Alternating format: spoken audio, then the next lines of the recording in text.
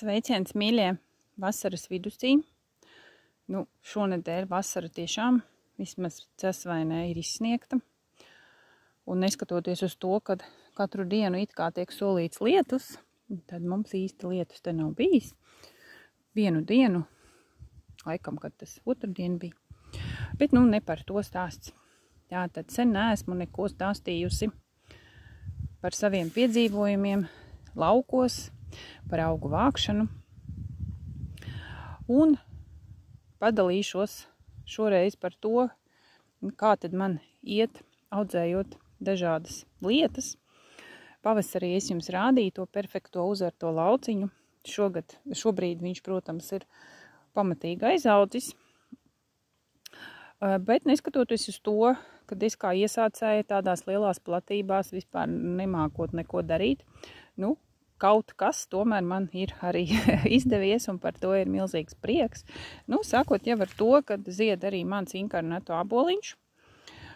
Protams, kad kā jau visām uzlabotajām šķirnēm, kas nav kā bāze, tad viņām īsti tā ārstnieciskā vērtība nav tik liela kā parastajam, mūsu sarkanam āboliņam, baltam āboliņam.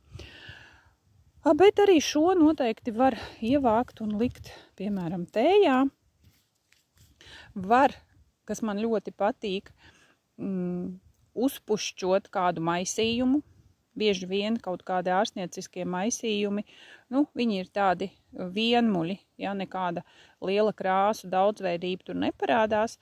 Un ja mēs atceramies, kad mēs iedarbojamies caur visiem aspektiem, ne tikai fiziskā plānā, bet arī caur redzi, kad mēs redzam kaut ko skaistu, kad mēs redzam šo tēju, ka viņa ir krāsaina, kad mēs viņu aplejam caurspīdīgā stikla kanniņā, un ieraugam arī tur šo te krāsu buķeti, kā tas ziediņš atverās. Tas viss tātad veids šo te kopradīšanas, atveseļošanās procesu, tad, kad ir īpaši mēs runājam vispār par profilaksi kā tādu. Tātad mēs ar to piepildam arī sev pozitīvās emocijas, kas mūsu laikos ir ļoti, ļoti mums nepieciešams.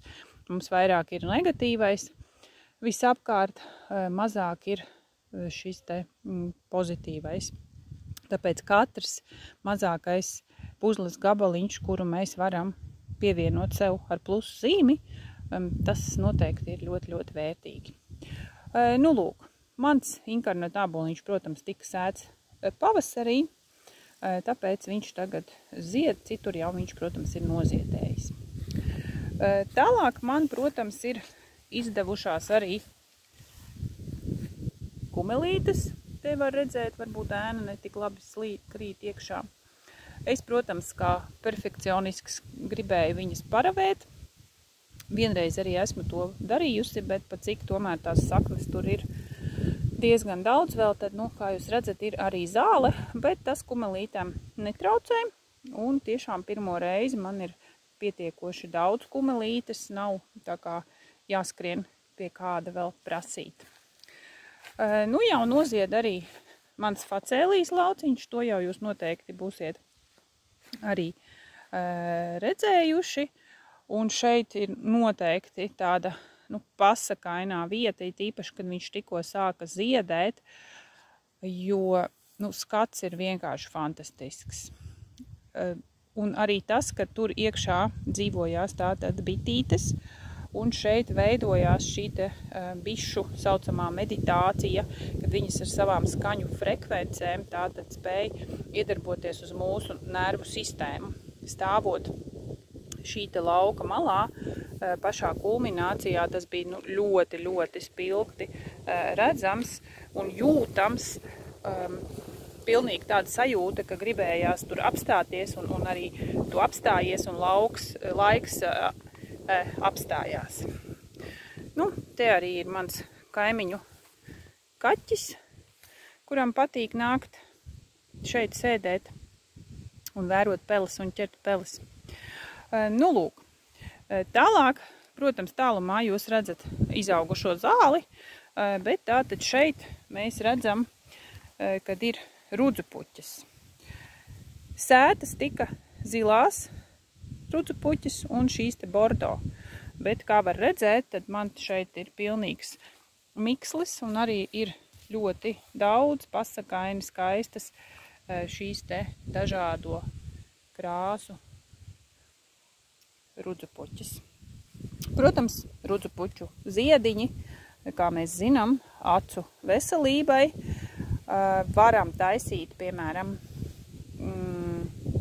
arī tinktūru, un pēc tam viņu var šķaidīt ar ūdeni un likt kā kompreses, vai arī vienkārši sažāvējam un taisam tātad maisījumu, piemēram, acu veselībai. Šur tur parādās arī jau pa kādai kliņģerītei, kas arī ir sētas tikai šogad pavasarī. Nu, protams, par kliņģerīšu vērtīgumu to noteikti zina katrs. Un kliņģerītes ir ļoti bagātas savā daudzveidībā ar to, kad viņas mēs varam dažādi pagatavot. Piemēram, ja mēs gribam dabūt šo te karotīnu, tad noteikti mēs taisam eļļas macerātu. Bieži vien mēs izmantojam, piemēram, kliņģerīšu tinktūru, ja, ka mums ir kaut kāda antibakteriāla vajadzība. Nu, un, protams, ka tēja, kliņģerīšu vai arī atkal šīs te skaistās lapiņas varam pievienot klāt citiem maisījumiem. Tad man ir diezgan daudz, nu jau nozied arī dažādas magonis, kas ir sasējušās pašas. Es viņām ļāvu augt, un šo te magoņu daudzveidība, kas dabīgi tā kā šeit ir radusies, nebija šīs te klasiskās sarkanās, bet rozā, violetas un ar skarainām maliņām, nu, ļoti, ļoti skaisti. Pa cik mana pieredze šādā lauciņā vispār pirmo reizi, tad es īpaši, teiksim, neplūcu visu ārā, visas saknītes, kuras es arī īsti nepazīstu, īpaši pašā sākotnējā stadijā, es ļauju tiem augiem augt. Protams, kad es cīnos tāpat kā citi ar gārsu un ar šo te vārpatu, bet pārējiem tā kā es ļauju augt un izpausties, lai es arī varētu novērot un skatīties, kas tad dabīgi šeit veidojās, jo kā jau iepriekšējos video es jums rādīju, ka, piemēram, pirmo reizi mūžā pie manis ir atnācis lielos daudzumos naudulis, vesela pļava, nu, ko es tādos daudzumos nekad mūžā neesmu sastapusi. Šeit jūs jau redzat tātad šo te nauduli, kurš jau ir pažuvis, tātad tur iekšā ir arī sēklas, tā kā šo te mēs jau varam vākt un droši malt pulverī, jau kā sēklu pulveri. Varam arī vēl paspēt uztaisīt šo te pretvīrusa tinktūru. Nu, tālāk esmu iesējusi arī meža malvu. Te var redzēt, kad būs tūlīt jau arī ziediņi. Meža malva, nu, tā ir ļoti, ļoti vērtīgs augs. Ievācam gan ziedus, gan lapas. Pirmām kārtām jau tas ir gļotvielas saturošais līdzeklis, ja, un gļotvielas mums ir ļoti nepieciešamas gan kaklam, kad mums ir, piemēram, sāpīgs kakls, gan kuņģim, kad mums ir kādas vēdera sāpes. Tāpatās arī kosmetoloģijā šīs te gļotvielas izmanto. Nu, viņām ir ļoti, ļoti plašs spektrs. Protams, saknē gļotvielas ir krietni vairāk, bet arī lapās un ziedos ir pietiekoši. Un atceramies, ja mēs gribam izmantot tieši šo te gļotvielu ārstniecisko efektu, tad mēs aplejam augstas ar augstu ūdeni, ja, un noturam, jo tad tieši maksimāli daudz izdalīsies šīs te gļotvielas. Malva vispār ir tāds maz pieminēts augs, kuru, nu, bieži vien pat tā kā nenovērtē, ja, reti, kad jūs varat dzirdēt, ka kāds speciāli viņu kaut kur ievāc. Protams, nu, izņemot tos, kas ar to nodarbojās, bet šeit es vairāk domāju, nu, tādā sadzīves līmenī. Tad jūs noteikti šeit redzat arī ļoti daudz atkal ganu plikstiņš. Viņš parādās, teiksim, viņu var ievākt visu laiku, viņš ir pavasarī spilgti, tad viņš pazūd, it kā izzied, bet re, kur viņš atkal ir lielā daudzumā, un viņu var ļoti labi tātad ievākt. Šeit tālumā man ir lucernas lauciņš, kas neskatoties uz to, kad ir gara zāle, bet arī lucerna ir pietiekami labi izspraukusies ārā, un tā ir, protams, ļoti vērtīga pirmām kārtām, piemēram, cukuru diabēta pacientiem, tāpatās arī kā olbaltumvielu avots, tāds grūtās, smagās slimībās, noteikti var taisīt pulveri, kas, teiksim, ļoti labi palīdz veikt visas vajadzīgās funkcijas. Protams, kaut kur te bija, šeit, kur ir, protams, superīgais pelešķis. Tas ir viens no ejošākiem augiem, jo ļoti daudz maisījumi ir tādi, kur mēs to pelešķi izmantojam, un bieži vien tieši maisījumā viņam ir šī nenovērtējamā iedarbība. Vienu pašu viņu ilgstoši nevajadzētu lietot, viņš var biezināt asinis, tīpaši daudziem cilvēkiem saucamās asinis jau tā ir biezas, kā tautā saka. Tas veicināt var arī trombu veidošanos, bet maisījumos viņš ir ļoti, ļoti vērtīgs. Pirmām kārtām jau viss, kas skar vēdera problemātikas. Un atceramies, protams, par dabā esošo pirmās palīdzības līdzekli, kad mums kaut kas ir iekodis. Tad pelešķis ir tas, kurš nomierina šo sakosto vietu, neveicina alerģisku reakciju un arī aptur kaut kādu baktēriju vairošanos, ja tur tā ir noticies. Un tāpēc bieži vien atrodoties dabā, nevienmēr mums ir līdzi uzreiz kaut kas tāds, kas var palīdzēt, tad šeit atceramies, ka mēs varam paņemt šo te pelešķi. Tas tāds mazais ekskurs pa viena dārza pusi. Dosimies tad iekšā jau dārziņā, kur jau ir stādītie vairāk augi, un pakomentēšu kaut ko no tās puses. Tātad šeit manā mazajā dārziņā, ko es pamazām veidoju, tātad, protams, ir sētās samtenes. Viņas man ir zemās, tikko sāk ziedēt, bet tātad viņas noteikti, ja ir daudz, tad varam ievākt. Pirmām kārtām aknas, aknu veselība. Varam taisīt, piemēram, eļļas macerātu ar samteņu ziediņiem, un tad šādu te eļļu lietot iekšķīgi. Ļoti, ļoti vērtīgi būs. Un arī aknas ir saistīts arī ar redzi, un pa šiem te meridiāniem tātad arī uzlabo redzi. Šeit man ir redzama nozied jau kaķu mētra, bet tātad šeit ir mana mīļā monārde. Ļoti, ļoti vērtīgs augs tieši no dārza augiem. Iesaku, piemēram, uztaisīt tinktūru. Arī ļoti antibakteriāla, pretvīrusa, imunitātei, visādiem šādiem te kopējiem organisma procesiem. Vienīgais mīnus, kad viņa ir tik skaista, ka parasti žēl ir šos te ziediņus plūkt nost un likt tinktūrā. Bet tāpēc tiem, kam ir lielākas jau kolekcijas, vairāk viņas, tad noteikti paturam to prātā. Šeit jau var redzēt ziediņus čīkstenei. Čīksteni noteikti izmantojam un liekam tinktūrā. Izžāvēt viņu būs ļoti pagrūti, viņa ir tāda sulīga, bet viens no labākiem veidiem ir tiešām uztaisīt čīkstenes tinktūru, un tad var taisīt dažādas maisījumus imunitātes stiprināšanai.